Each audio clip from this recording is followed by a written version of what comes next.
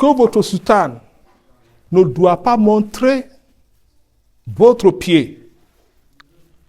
Elle doit descendre pour couvrir votre pied. Est-ce que vous comprenez?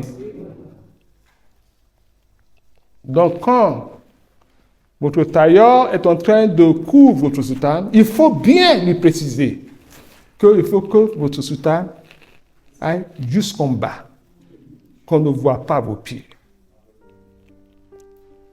Et deux ailes pour voler. Alléluia.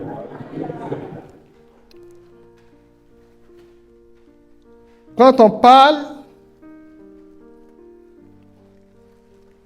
des 24 vieillards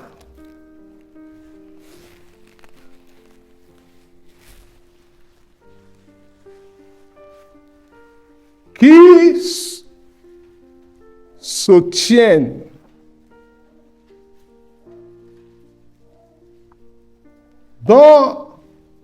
au 7e ciel avec Dieu,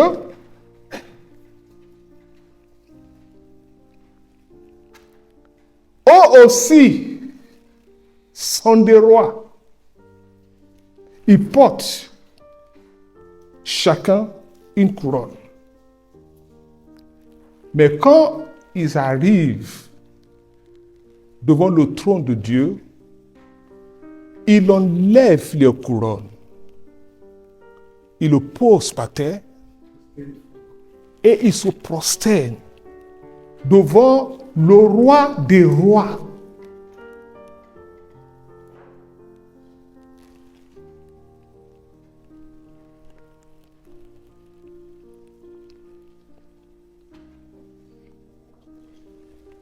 Et c'est devant lui que vous venez pour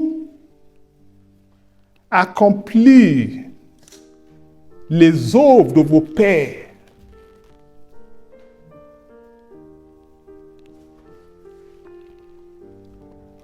Qui n'a pas été agréé par Dieu. Par vos actes de division. Parce que Satan, dès le commencement, est venu pour diviser, pour tourner le dos des hommes contre leur Créateur. Et c'est le même œuvre que vous accomplissiez ici.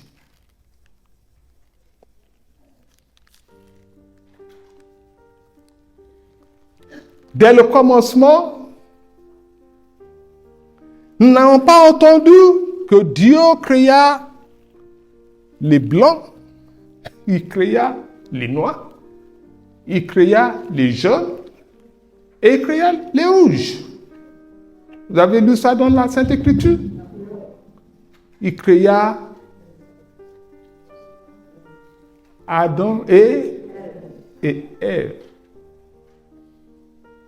Il créa l'humanité, la race des hommes. C'est ce qu'il a créé.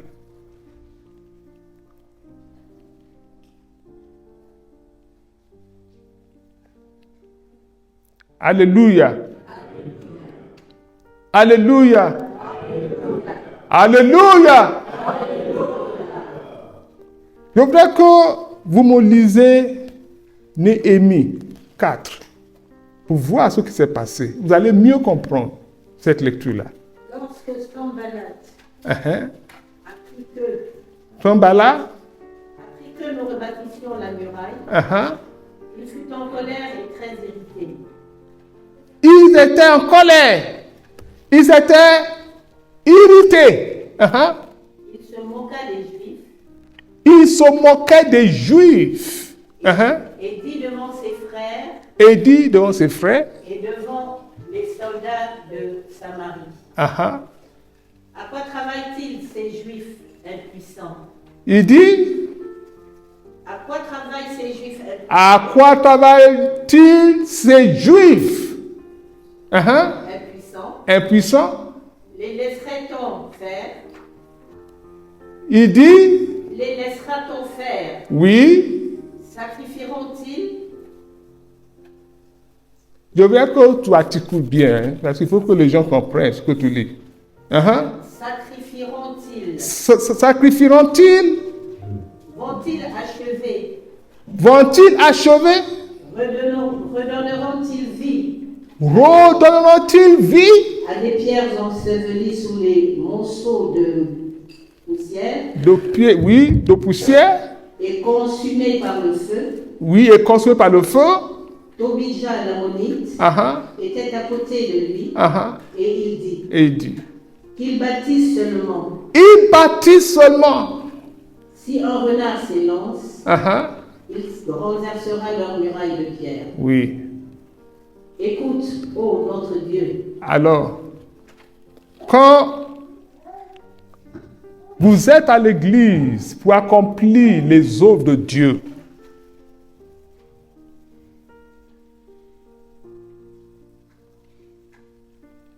bien que l'église soit déjà bâtie, c'est-à-dire matériellement, physiquement, mais ce n'est qu'une première partie de la construction. La construction de l'église continue spirituellement. On doit continuer à bâtir l'église, à réparer les brèches, à monter les murs affaiblis, pour que le fondement de l'église soit solidement implanté.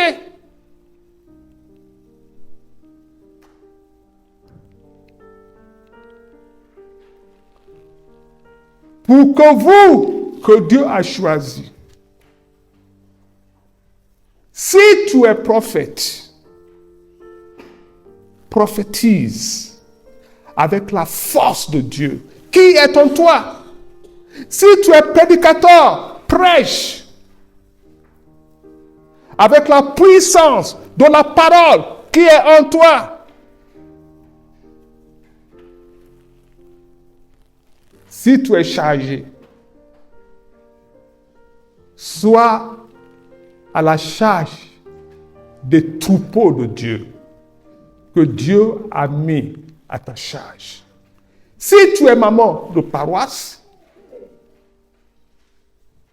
sois la mère de toutes les fidèles, sans exception, et rassemble-les comme une poule rassemble ses poussins.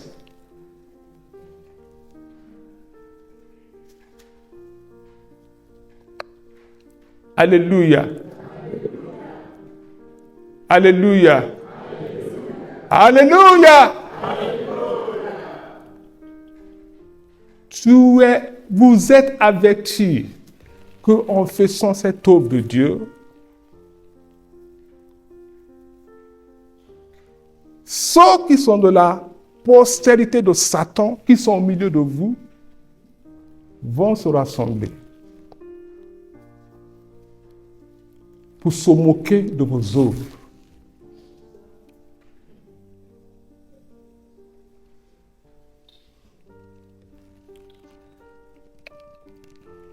Vous êtes avertis qu'ils vont se comploter pour venir derrière, pour détruire ce que vous construisez la nuit. Ils ne le feront pas au grand jour, mais ils le feront la nuit, quand tout le monde est en train de dormir.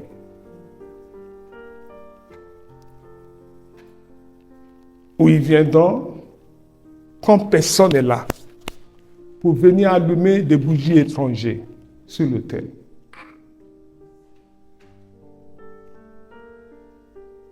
Et ceux parmi vous qui n'aiment pas la paroisse, qui sont des ennemis de l'intérieur, ils vont apporter aussi les actions de grâce souillées pour venir le présenter devant le Seigneur.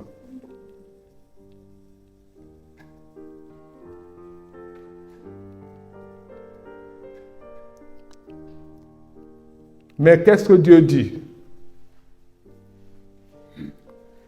Il ne faut pas en faire.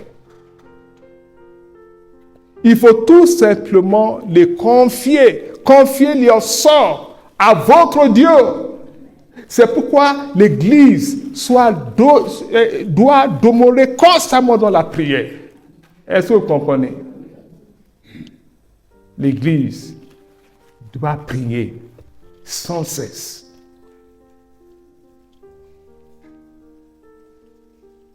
Que les mamans se rassemblent pour prier ensemble.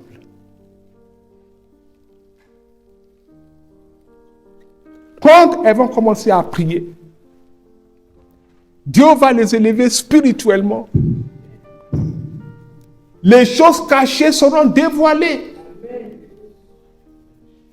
Et la lumière luira au milieu de ténèbres.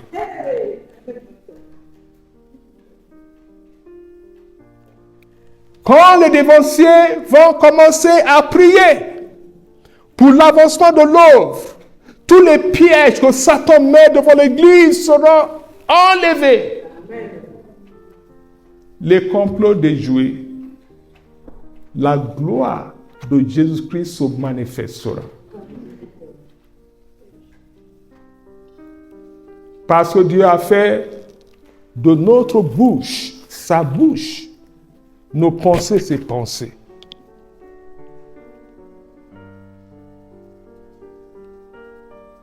Il a reposé sur nous l'esprit qu'il a reposé sur son Fils, Jésus-Christ, le premier-né de toute la création. Et quand nous parlons, c'est Dieu qui parle à travers nous. Quand nous prions, c'est son esprit qui prie à travers nous. Et là où l'Église prie ensemble, dans l'union, où l'Église prie ensemble, dans l'union, c'est-à-dire, quand l'Église prie, et que chacun prie avec le même esprit. C'est ça que ça veut dire, hein? L'union de l'esprit, l'unisson. Alors Satan ne pourra rien contre l'Église.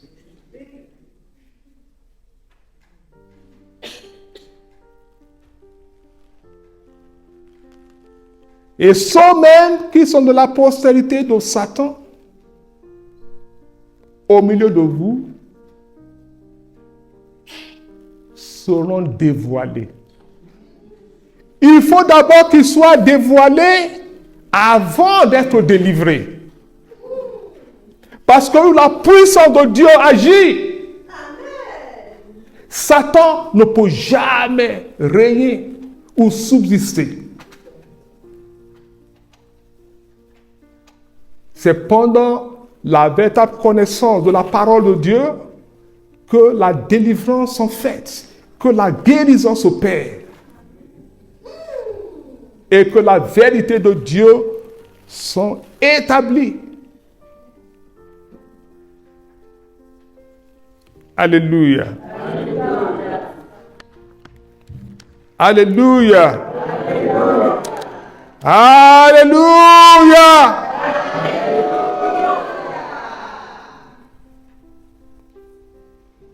Je vais parler de 3 choses que Satan a introduites, mais je ne vais pas encore donner la 3e. Je vais parler du mensonge, n'est-ce pas? Je vais parler de la désobéissance. Et le 3e, c'est la peur. La peur. Vous vous rappelez?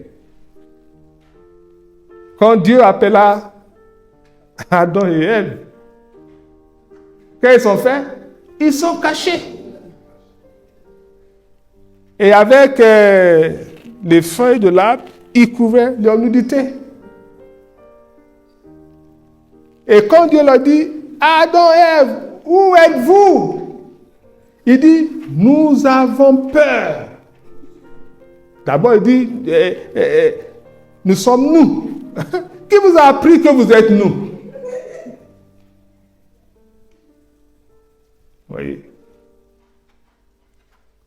C'est pourquoi un vrai serviteur de Dieu ou un vrai croyant ne doit pas avoir peur. Est-ce que vous comprenez? Parce que quand vous avez peur, c'est là que Satan prenne vos âmes. Or, la peur, c'est d'avoir peur de dire ce que vous avez vu ou de prophétiser la parole que Dieu a mise dans votre bouche ou de prêcher la vérité pour que le pécheur se répande. Parce que la parole nous a dit dans le livre de Jérémie 23 que ma parole est comme le marteau qui brise le roc. N'ayez pas peur des hommes. N'ayez pas peur des hommes.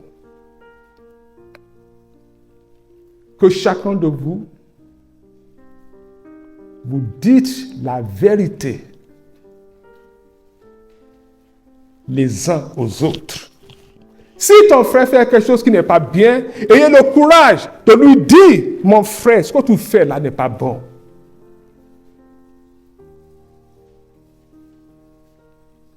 Ne formez pas une association de complaisance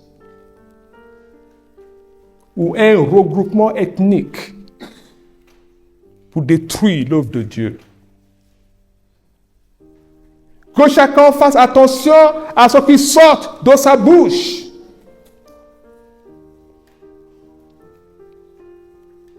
Parce que le Dieu que nous adorons est aussi un faux dévorant.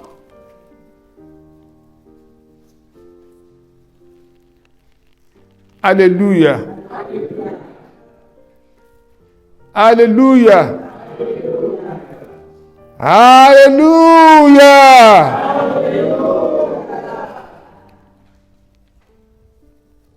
Je vais vous faire lire 2 lectures et puis je vais clore la prédication. Le livre de Tite, chapitre 1, de versets 10 à 16, et le livre de Jude 30. Vous lisez d'abord le livre de Jude 3. Et puis après, vous allez lire Tite 1 de 10 à 16. Écrit à l'âge de l'Église. Hein? Écrit Écrit à l'âge.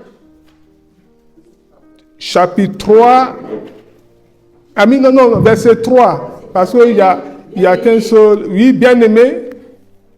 Comme je désirais vivement Oui, vous écrire au sujet de notre salut oui, commun, oui. je me suis senti obligé Je me suis senti obligé de le faire afin de vous exhorter oui, à combattre pour la foi, à combattre pour la foi que vous avez reçue, la foi qui vous a été transmise. qui a été transmise aux saints Oui, une fois pour toutes. oui. Car il s'est glissé parmi vous certains hommes dont la condamnation est écrite depuis longtemps, des des impies qui changent la grâce de notre Dieu en dissolution qui changent la grâce de Dieu en dissolution. Oui. et qui renient Dieu, le seul souverain, et notre Seigneur Jésus-Christ. Oui. Je vais vous rappeler, verset 5, Oui. à vous qui savez fort bien Oui. toutes ces choses, Oui. que le Seigneur, Vous qui avait commencé cette ministère avec nous, que le Seigneur, après avoir sauvé le peuple, après avoir sauvé le peuple, l'avoir tiré du pays d'Égypte, oui, fit ensuite périr les incrédules. Il a réservé pour le jugement du grand jour, oui. enchaîné éternellement par les ténèbres. Je ne me vois pas dans ce que tu lis parce que tu n'articules pas bien et puis tu lis trop vite. Il faut lire méthodiquement et que tu articules bien parce qu'il faut que les gens comprennent ce que tu lis. Oui. Je veux vous rappeler. Oui. À vous qui savez fort bien toutes ces choses. Oui. Que le Seigneur. Après avoir sauvé le peuple, et l'avoir tiré du pays d'Égypte, oui, fit ensuite périr les incrédules. Oui. Il a réservé pour le jugement. Il a fait périr les incrédules. Bien que Dieu, quand il rentre parmi nous, vous savez, occasionnellement, Dieu marche au milieu de son peuple. Ça se fait pendant la messe. Mais vous ne le voyez pas. Comme il a marché devant Moïse sur la montagne. Vous vous rappelez? Où Moïse lui-même demandait qu'il voulait voir la face de Dieu. Dieu dit non, le jour que tu vois ma face, tu mourras. Donc quand Dieu marche au milieu de son peuple, s'il y en a parmi son peuple qui sont incrédules, rebelles à sa parole, il subit son jugement. Et son jugement est irrévocable. Est-ce que vous comprenez? Parce que l'église où nous sommes, c'est une église spirituelle. Ce n'est pas comme toutes les églises. Dieu marche au milieu de son peuple.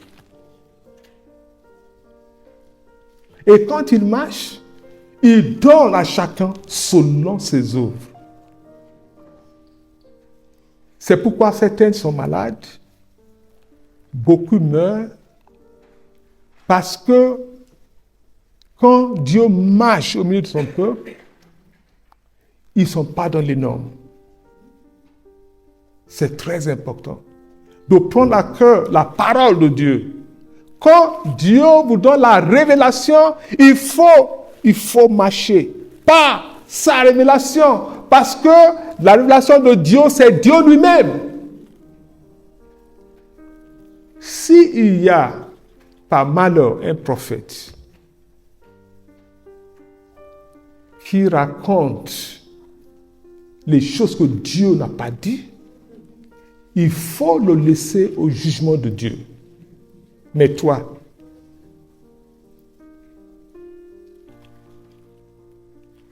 obéis pour que la vie éternelle te soit accordée. Oui? Périr les incrédules, oui, qu'il a réservé pour le jugement du grand jour, oui, enchaînés éternellement par les ténèbres, oui, les anges qui n'ont pas gardé leur dignité, mais qui ont abandonné leur propre demeure, que Sodome et Gomorrhe et les villes voisines, qui se livrèrent comme eux à l'impudicité et à des vices contre nature, oui, sont donnés en exemple, subissant la peine d'un feu éternel. Malgré cela, ces hommes aussi, entraînés par leur rêverie, souillent pareillement leur chair, méprisent l'autorité et injurient les gloires. Or, l'archange Michel, lorsqu'il contestait avec le diable et lui disputait le corps de Moïse, n'osa pas porter contre lui un jugement injurieux. Dans l'Église, dans l'église,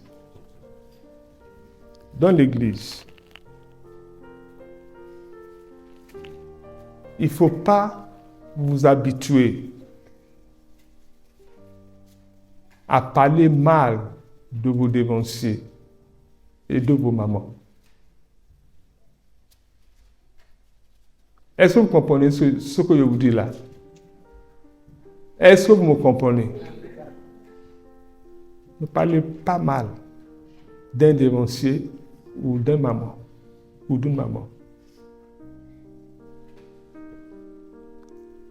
Si quelqu'un dans l'église, à son niveau, il fait quelque chose qui n'est pas bien, Dieu va le juger.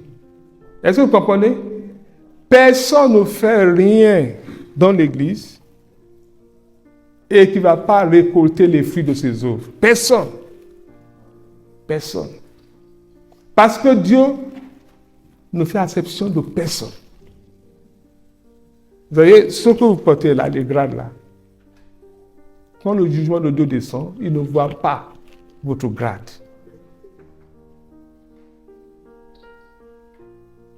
Ce qui regarde, ce sont vos œuvres. S'il retrouve entre vos mains les mauvaises œuvres, ou il retrouve des bonnes œuvres, il va vous juger selon l'un ou l'autre. Il ne va pas demander l'avis de ton chargé, ou du révérend, ou de papa Martial, ou de Koya, le maître. Il va sanctionner. C'est mieux même parfois d'être jugé par l'Église que d'être jugé par Dieu.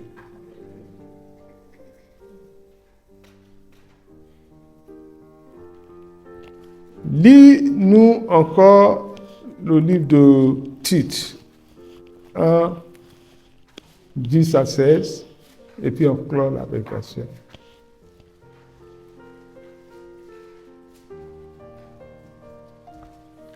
Il y a en effet, Oui, surtout parmi les circoncis, oui. beaucoup de gens rebelles, Parmi les dévanciers, façon on dit circoncis, ce sont des dévanciers.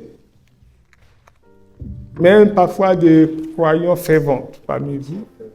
Même les prophètes. Hein? Même les prophètes confirmés. Hein? Il y a parmi eux, il y a quoi? beaucoup de gens rebelles, Beaucoup de gens rebelles. Beaucoup de gens rebelles. Toi qui utilises ton grade ou ta position dans l'église pour faire n'importe quoi, il faut que tu fasses attention. Parce que quand tu fais n'importe quoi, tu penses que tu le fais contre quelqu'un. Mais ce n'est pas contre quelqu'un que tu le fais, mais c'est contre Dieu qui a établi l'ordre et l'harmonie dans son église. beaucoup de gens rebelles, Oui. de vains discoureurs, De vains discoureurs. Ils aiment parler trop. Alors que devant Dieu, toute bouche doit être fermée. Mais eux, ils ne font que papoter. Oui? et de séducteurs auxquels il faut fermer la bouche. Il y a aussi même des séducteurs qui vont se prononcer chef de gang ou chef de groupe. Allez-y, rien ne peut nous arriver. Vous voyez? Dans l'église, il n'y a pas de syndicalisme. Ça n'existe pas. Vous faites le syndicat contre qui? C'est contre Dieu que vous faites ça? Non. Continue. Ils bouleversent des familles entières, Oui. enseignant pour un gain honteux, Alors, les enseignements que l'Église dispense, ils disent le contraire. Est-ce que vous comprenez? Juste pour gagner beaucoup d'hommes de leur côté. Il faut faire attention. Continue. Enseignant pour un gain honteux ce qu'on ne doit pas enseigner. Oui. L'un d'entre eux, Oui. leur propre prophète, a dit, Oui. crée-toi toujours menteur, Oui. méchante bête, Oui. ventre paresseux. Oui. Ce témoignage est vrai. Merci. Ça va. Alléluia. Que la parole de premier dimanche de l'année 2025 raffermit votre foi.